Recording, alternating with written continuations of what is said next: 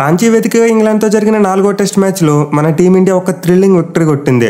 Day 4 స్టార్టింగ్లో మన team India openers బాగానే బ్యాటింగ్ చేసినప్పటికీ ఆ తర్వాత మన వాళ్ళు క్విక్ టైంలో 5 వికెట్స్ కోల్పోయారు. సో ఇలాంటి టైంలో టీమిండియా ఫ్యాన్స్ అందరూ అయితే చాలా కంగారు పడ్డారు. ఎందుకంటే మనం హైదరాబాద్ టెస్ట్ మ్యాచ్లో కూడా ఆల్మోస్ట్ ఇలాంటిదే చూసాం. మన వాళ్ళు గెలిచే పొజిషన్లో ఉన్నప్పుడే వరుస పెట్టి వికెట్లు కోల్పోయారు. సో మళ్ళీ అలాంటిదే రిపీట్ అవుతుందా ఏంటని చెప్పి కొంతవరకు టెన్షన్ పడ్డాం. But the youngsters Shubman Gill and Dhruv Jurel వీళ్ళిద్దరూ నిజంగా ఒక మైండ్ బ్లోయింగ్ పార్ట్నర్షిప్తో మన టీమిండియాని గెలిపించారు. మెయిన్లీ ఇంగ్లాండ్ టీం 5 వికెట్స్ తీయగానే వాళ్ళైతే చాలా కాన్ఫిడెంట్గా కనిపించారు. అండ్ వాళ్ళ యంగ్ స్పిన్ బౌలర్స్ చూసుకున్న all of the sudden mind blowing bowling చేయడం స్టార్ట్ చేశారు. ఈవెన్ వాళ్ళ ఫీల్డింగ్ కూడా టాప్ నాచ్లోకి వెళ్ళిపోయింది. సో ఇంగ్లాండ్ టీం అయితే మన టీమిండియా మీద చాలా ఒత్తిడి పెట్టింది. బట్ మన యంగ్స్టర్స్ మాత్రం ఆ ఒత్తిడిని మొత్తం అధిగమించి నిజంగా అద్భుతమైన ఇన్నింగ్స్లు ఆడారు. సో మన వాళ్ళ 5 వికెట్ల ఆడితే గెలుచుకుని టెస్ట్ విక్టరీ అయితే చాలా కాలం గుర్తుండిపోతుంది. ఎందుకంటే ఈ టెస్ట్ మ్యాచ్లో ఫస్ట్ 2 డేస్ చూసుకుంటే ఇంగ్లాండ్ వాళ్ళదే డామినెన్స్, వాళ్ళే మ్యాచ్ గెలుస్తారనే సిచ్యువేషన్కి తీసుకెళ్లిపోయారు. బట్ డే 3 నుండి మన టీమిండియా ఆటగాళ్ళు అద్భుతంగా పోరాడి కంబ్యాక్ చేశారు. మెయిన్లీ మన team India wicket keeper batsmen Dhruv Jurel అయితే మరోసారి ఒక యుద్ధ భూమిలో సైనికుల్లా పోరాడాడు.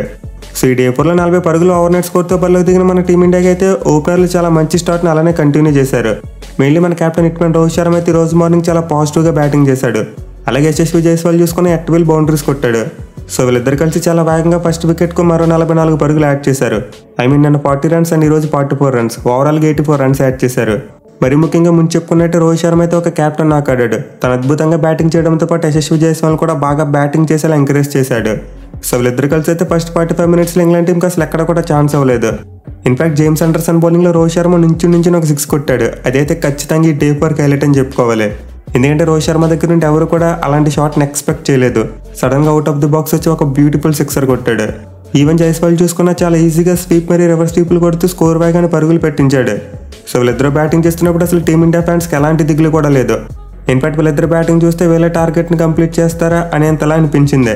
అయితే 37 పరుగులు చేసిన జైస్వాల్ను రూట్ ఈ రోజు తను వేసిన ఫస్ట్ బాల్కి అవుట్ చేశాడు. బట్ వికెట్ పడడంలో మాత్రం ఖచ్చితంగా జేమ్స్ అండర్సన్కు చాలా క్రెడిట్ ఇవ్వాలి. అసలు షార్ట్ థర్డ్ పొజిషన్లో ఫీల్డింగ్ చేస్తూ ఒక సూపర్ మ్యాన్ క్యాచ్ పట్టాడు. నిజంగా 41 ఏళ్ల వయసులో ఒక ప్లేయర్ అలా ముందుకు డైవ్ చేస్తూ క్యాచ్ పట్టడం అంటే అస్సలు మామూలు విషయం కాదు. సో డెఫినెట్లీ క్యాచ్ విషయంలో మాత్రం జేమ్స్ అండర్సన్కు హ్యాట్స్ ఆఫ్ చెప్పి తీరాలి. ఇక జైస్వాల్ అవుట్ అయిపోయిన తర్వాత రోహిత్ శర్మ తన వేగాన్ని తగ్గించాడు. అలాగే శుభ్మన్ గిల్ కూడా చాలా వరకు స్లోగానే బ్యాటింగ్ చేశాడు.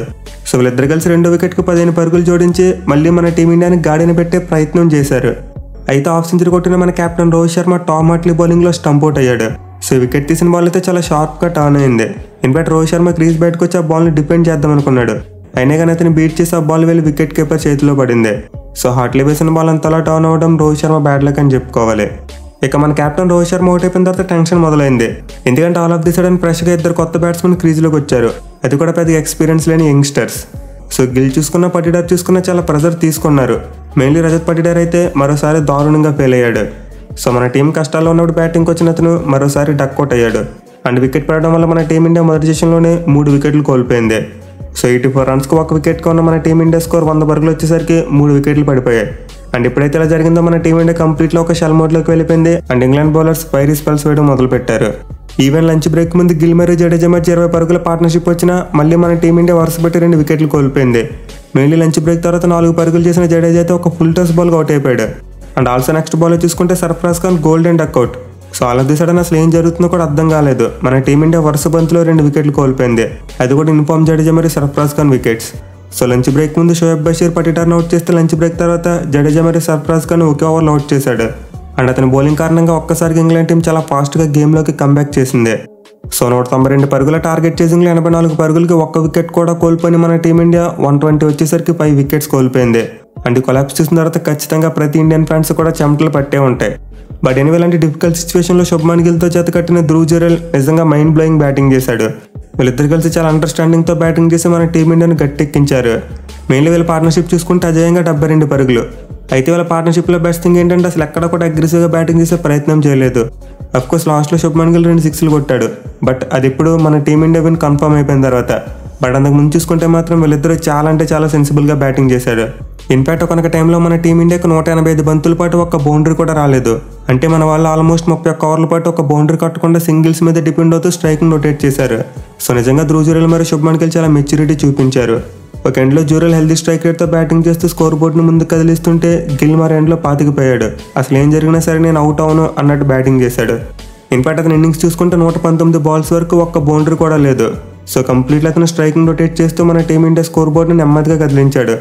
మెయిన్లీ అతను ప్రెజర్ను సక్ చేసుకుని ఇలా స్ట్రైకింగ్ రొటేట్ చేస్తుంటే నాకైతే విరాట్ కోహ్లీ షేడ్స్ కనిపించాయి. అండ్ ధ్రువ్ జురేల్ బ్యాటింగ్ చూసుకుని చాలా కాన్ఫిడెన్స్తో బ్యాటింగ్ చేశాడు. ఫస్ట్ ఇన్నింగ్స్లో 90 రన్స్ కొట్టడం వల్ల ఏంటో తెలియదు కానీ చాలా ఈజీగా ఎక్స్పీరియన్స్ ఉన్న బ్యాట్స్మెన్లా బ్యాటింగ్ చేశాడు. మెయిన్లీ రోజు మన టీమిండియా బ్యాట్స్మెన్ దగ్గర నుండి చాలా మంచి అప్రోచ్ చూసాం. రోహిత్ కానీ, గిల్ కానీ, ధ్రువ్ జురేల్ కానీ వీళ్ళ ముగ్గురు కూడా ఎక్కువగా క్రీజ్లో స్ట్రక్ అయి బ్యాటింగ్ చేయకుండా బయటకు వచ్చి బ్యాటింగ్ చేసేవారు. మంచి ఫుట్ వర్క్ యూజ్ చేస్తూ డౌన్ ది గ్రౌండ్ వచ్చి ఈజీగా బాల్ను కొట్టేవారు. ఇన్ఫాక్ట్ మ్యాచ్ గెలిచిన తర్వాత ఇంటర్వ్యూలో కూడా శుభ్మన్ గిల్ ఇదే చెప్పాడు. నేను ఫస్ట్ ఇన్నింగ్స్లో ఎక్కువగా టర్న్ అయిన బాల్కి క్రీజ్లో స్ట్రక్ అయ్యి ఎల్బీడబ్ల్యూకి అవుట్ అయ్యా. బట్ ఈ 2 ఇన్నింగ్స్లో మాత్రం నేను ఎల్బీడబ్ల్యూని ఈక్వేషన్ నుంచి తీసేయడం కోసం ఫుట్ వర్క్ యూజ్ చేసి ఫ్రంట్కి వచ్చి బ్యాటింగ్ చేశా అని చెప్పుకొచ్చాడు. సో డే 4లో అయితే ఖచ్చితంగా బాల్ ఎక్కువగా టర్న్ అయింది. అంటే ర్యాంక్ టర్న్ మన వాళ్ళు నెగోషియేట్ చేయడం కోసం క్రీజ్ బయటకు వచ్చి మంచి ఫుట్ వర్క్తో బ్యాటింగ్ చేశారు. ఇన్ఫాక్ట్ ఈ టైప్లో ఎక్కువగా మనం పుజారా బ్యాటింగ్ చేయడం చూస్తుండేవాళ్ళం. అతనైతే స్పిన్ బౌలింగ్లో బ్యాటింగ్ చేస్తున్నప్పుడు అసలు ఎక్కడా కూడా క్రీజ్లో ఉండేవాడు కాదు. పిచ్ ఆఫ్ ది బాల్ వచ్చి బాల్ని డిపెండ్ చేయడమో లేకపోతే షాట్లు ఆడమో చేసేవాడు. సో రోహిత్తో పాటు ఇద్దరు యంగ్స్టర్స్ డిఫికల్ట్ కండిషన్స్లో స్పిన్ బౌలింగ్ని కౌంటర్ చేసేందుకు చాలా మంచి స్ట్రాటజీ యూజ్ చేశారు. ఎనీవే ఈ విక్టరీ అయితే మన టీమిండియాకు చాలా స్పెషల్. ఎందుకంటే లాస్ట్ 10 yearsలో చూసుకుంటే మన వాళ్ళు for the second time 150+ టార్గెట్ను 4th ఇన్నింగ్స్లో సక్సెస్ఫుల్గా చేశారు. సో ప్రీవియస్గా 2021లో గాబా టెస్ట్ మ్యాచ్లో మన వాళ్ళు ఒక భారీ టార్గెట్ని చేసి మ్యాచ్ని గెలిచారు. అంటే దాని తర్వాత చూసుకుంటే గత 10 ఏళ్లలో రెండోసారి 150+ టార్గెట్ని చేయడం జరిగింది. అయితే 2 చేజెస్లో ఉన్న ఇంట్రెస్టింగ్ కోఇన్సిడెన్స్ ఏంటంటే గిల్ 2 సార్లు కూడా హాఫ్ సెంచరీ కొట్టాడు. సో పర్సర్ శుభ్మన్ గిల్ ఫస్ట్ ఇన్నింగ్స్లో ఫెయిల్ అవుతున్నప్పటికీ ఆల్ ఇంపార్టెంట్ సెకండ్ ఇన్నింగ్స్లో మాత్రం చాలా మంచిగా బ్యాటింగ్ చేస్తున్నాడు. అండ్ ఒకవేళ అతను ఫస్ట్ ఇన్నింగ్స్లో కూడా కన్సిస్టెంట్గా ఆడడం మొదలు పెడితే ఖచ్చితంగా అతని ప్లేస్కు అసలు ఎలాంటి డోకా కూడా ఉండదు. ఇక మన వాళ్ళైతే మ్యాచ్ విక్టరీ ద్వారా ఈ సిరీస్ని 3-1 తేడాతో సొంతం చేసుకున్నారు. అఫ్కోర్స్ ఇంకా 5th మ్యాచ్ ఉంది.